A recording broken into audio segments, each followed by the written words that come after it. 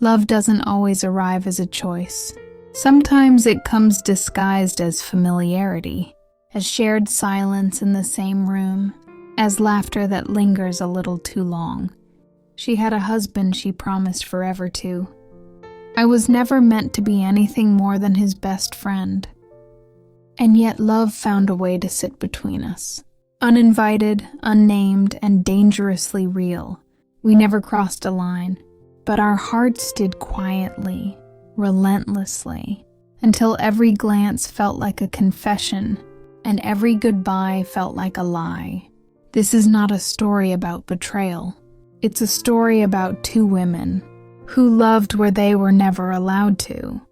I met Claire the way you meet people who are meant to stay too long in your life, casually, without warning. She stood beside Ethan, smiling politely, her hand resting on his arm as if it belonged there. "My wife," he said with quiet pride. I smiled back because that was the right thing to do. I was Lena, his best friend. Nothing more. Nothing complicated. Claire was beautiful in a way that didn't demand attention. Soft. Careful. Like someone who had learned how to make herself smaller to keep the world calm. We talked about nothing important: work, traffic, the city lights outside the cafe. Still, I noticed the way Claire listened. Not just to my words, but to the pauses between them. At some point our eyes met. Just once. Just long enough for something unspoken to settle between us. I looked away first. Later that night, driving home, guilt sat heavy on my chest for reasons I couldn't explain. Claire was married to my best friend, and I was supposed to forget the way my heart reacted to a woman I was never meant to notice. But love doesn't ask permission. It only waits quietly until you pretend it isn't there anymore. I noticed Lena before I wanted to admit it. She was nothing like the women I had learned to avoid too close. Too loud, too obvious. Lena was careful, gentle, like someone who knew how to keep secrets without trying. I was married to Ethan. I loved him in the way you love safety, routine, and promises that make sense. So when Lena spoke, and I found myself listening too closely, I told myself it was admiration. Nothing more. We sat across from each other while Ethan talked about work. I nodded at the right moments, smiled when expected. But it was Lena's voice I followed. The way it softened when she laughed. The way her eyes searched mine, then quickly looked away as if she'd felt it too. That scared me. Because I had never looked at a woman and felt my chest tighten like that. Never felt seen without trying to be. On the drive home, Ethan reached for my hand. I held it back, and hated myself for wondering what it would feel like if it had been hers instead. I prayed the feeling would fade. I told myself it had to, because wanting Lena wasn't just wrong, it was a betrayal I hadn't even committed yet. It started with something harmless. Ethan had stepped out to take a call, leaving the two of us alone in the kitchen. The room felt suddenly smaller, quieter, like it was waiting. Lena leaned against the counter, arms crossed, pretending to study her phone. I focused on the kettle, even though the water had already boiled. "You okay?" she asked softly. I nodded too quickly. "Yeah, just tired." She didn't push. That was the problem. Lena never pushed. She just stayed present, patient, like she understood silence. Our shoulders brushed when I reached for a mug. It was an accident. At least that's what I told myself. But neither of us moved away. I felt it then, the awareness. Not desire, not yet. Something more dangerous. "You don't have to try so hard," Lena said, almost to herself. I turned to her. "Try at what?" "At being okay." Her eyes met mine. Too honest. too close. For a moment, I forgot about vows, rings, and last names. I forgot who I was supposed to be. Then Ethan's voice echoed from the hallway. We stepped apart instantly. I laughed too loud, too fake. Lena looked down, jaw tight, like she was bracing for something. Nothing happened.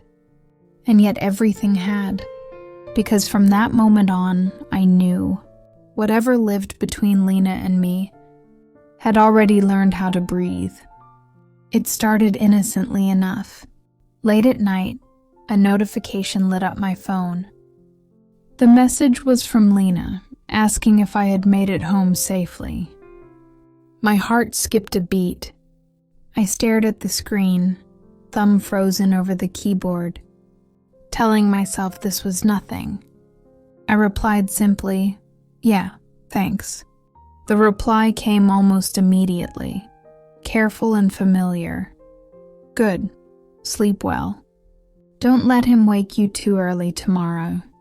The concern wrapped in her words pressed against something deep inside me.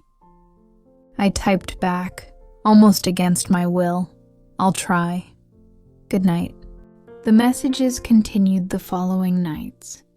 Always casual, always innocent, checking if I was okay, sharing small thoughts, but with each one, the invisible line between us grew thinner, the distance shrinking without either of us noticing. I hated it, and yet I couldn't stop reading her words. That weekend, Ethan had invited us to dinner at some friend's house. I had convinced myself I could act normal, that nothing had shifted. Across the table, Lena's eyes found mine. For a brief second, the room narrowed, and the world outside became irrelevant. I wanted to look away, to bury the feeling, but the warmth in her gaze rooted me in place. Later, when Ethan stepped out, she moved past me to reach for a drink, and our hands brushed. Just a second. Barely noticeable. But it sent a shock through my chest. "Do you need something?" I asked, voice low. She shook her head, a small guilty smile touching her lips. "Nothing." For a moment, the air between us carried all the words we couldn't say aloud. When Ethan returned, she moved back to her seat, and I reminded myself again that none of this could happen. But deep down, both of us knew it already had. She didn't mean to lean so close. But when Lena's shoulder brushed mine while we reached for the same notebook, the jolt in my chest was undeniable. "I didn't realize it would be this cramped," I murmured, pretending not to notice the way her fingers lingered on mine. "It's fine," she replied, voice soft, almost too soft. "I can move if it's uncomfortable." "No," I said quickly. "I'm fine." My own words surprised me. Lena's eyes flicked up to mine, holding mine a fraction too long, and I could feel the weight of something unspoken pressing between us. Later messages arrived again. "I hope you're okay after today," Lena had typed, casual as ever. Yet the words carried a tension that made my fingers hesitate over the keyboard. "I am," I wrote back, unsure why the truth seemed so dangerous in her hands. The next day, we found ourselves in the living room while Ethan was in the kitchen. Our knees brushed under the table, a quiet spark that neither of us acknowledged aloud. But when she gave me a small smile, I felt it the pull that had been growing since the first glance, impossible to ignore. "I don't want to make things weird," I admitted quietly, almost to myself. "You're not," Lena said, voice careful. "Not for me, at least." And for a moment the world shrank to just the two of us, suspended in something fragile, forbidden and utterly irresistible. The room felt smaller than usual, or maybe it was just Lena's presence. Our hands brushed again while reaching for the same pen, and I froze, feeling the spark of something neither of us should feel. "I shouldn't be doing this," I whispered, heart racing. "You mean noticing me?" Lena asked, her lips twitching in a half smile that made my chest tighten. "No," I admitted, voice barely audible. "This feeling, everything." She looked down, shame and longing dancing across her face. "Me too, I hate it. But I can't stop." We didn't move closer, but the space between us was electric, filled with things we didn't say. That night, another message arrived. "Are you thinking about me too?" I stared at the screen for far too long, my thumb hovering before I typed every second. The reply came instantly. "I wish we could just be honest." I pressed my lips together. Honesty was impossible, forbidden, dangerous, yet the pull was undeniable. It happened late one evening. Ethan was asleep, and we were alone in the living room. Lena's head was resting against the back of the couch. A book in her hand she wasn't really reading. I sat beside her, pretending to scroll on my phone, but I was acutely aware of how close she was. Her warmth radiated into my space, and the tension we had been avoiding all these weeks reached its peak. "You feel it too, don't you?" I whispered. Lena's eyes met mine, unflinching. "I can't stop." The words made my heart ache. So close, so dangerous. I reached for her hand, gently, almost a question rather than a declaration. She didn't pull away. Our fingers intertwined for a moment, fleeting, fragile but enough to burn into memory. "I shouldn't," I murmured, my thumb brushing the back of her hand. "You don't have to say it," Lena said, voice trembling. "I know." We sat there in silence, suspended in the impossible space between desire and reason. Every glance, every brush of fingers was a confession we couldn't voice. Forbidden, yes, but undeniable. And in that quiet, stolen moment, we both knew there was no turning back. The house was quiet, heavy with unspoken truths. I sat across from Lena, the space between us aching with everything we had tried to ignore. "I can't do this anymore," I said softly, my voice breaking even as I tried to stay steady. "Not like this." Her eyes filled with tears, but she didn't look away. "I know, I've known from the start." We had lived in stolen moments for months, secret messages, fleeting touches, glances that lasted too long. Every time we tried to deny it, the pull only grew stronger. But the world outside our bubble didn't care about feelings. It cared about promises, vows, and what was right. "I love you," Lena whispered, voice trembling. "More than I should. More than I'm allowed." My chest tightened. "I love you too. But he trusts me. And you're his best friend. We can't ruin everything." She nodded, small and broken. "I know, I just needed you to hear it."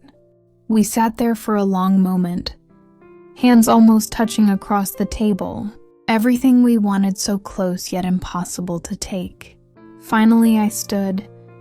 "We have to let this go. We have to survive this, even if it kills us a little." Lena swallowed hard, blinking back tears. "Goodbye," she said softly. I wanted to hold her, to tell her this didn't have to end, but I didn't. I walked away, leaving the weight of our love suspended in the air, fragile and unrealized. That night I lay awake, heart aching with what could never be. I had loved her and she had loved me in a way that was pure, undeniable, and impossible. Sometimes love doesn't get a happy ending. Sometimes it exists only in stolen moments, in glances and messages that vanish with the sunrise. And maybe that's enough, because some loves are meant to change you, even if you can never have them. Some loves are never meant to stay. Some touches, some glances, some whispered words, they live only in memory. I loved her and she loved me. In the quiet spaces no one could see, we never crossed the line. But our hearts knew the truth. Life moved on. We smiled, we laughed, we played the roles we were meant to play.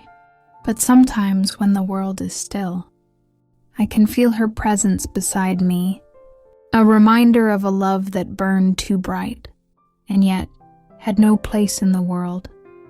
And maybe that's the most honest kind of love, one that changes you forever, even if it can never be yours.